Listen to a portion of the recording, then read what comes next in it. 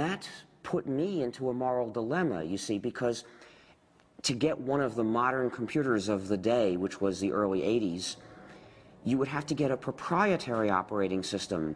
The developers of those systems didn't share with other people. Instead, they tried to control the users, dominate the users, restrict them, saying, if to get this system, you have to sign a promise you won't share with anybody else. And to me, that was essentially a promise to be a bad person, to betray the rest of the world, cut myself off from society, from the cooperating community. And I had already experienced what happened when other people did that to us, when they refused to share with us because they had signed these contracts, and it hurt the whole lab, kept us from doing useful things before. So I just wasn't going to do that. I felt, this is wrong. I am not going to live this way. And from experiences like this, he developed a profound hostility to the idea of intellectual property in software.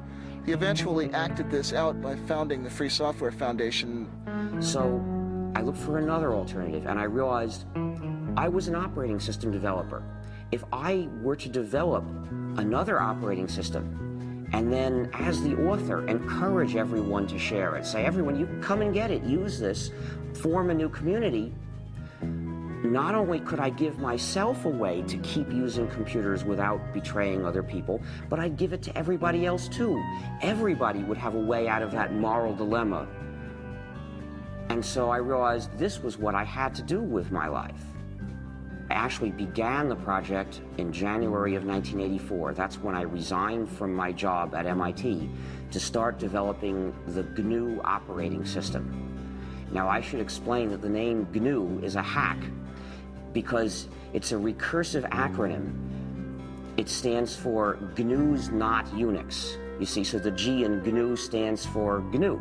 And what the name means is I was developing a system that was like the Unix operating system, but was not the Unix operating system. This was a different system. We would have to write it completely from scratch because Unix was proprietary. We were forbidden to share Unix. We couldn't use Unix. It was useless for a community. So we had to write a replacement for it.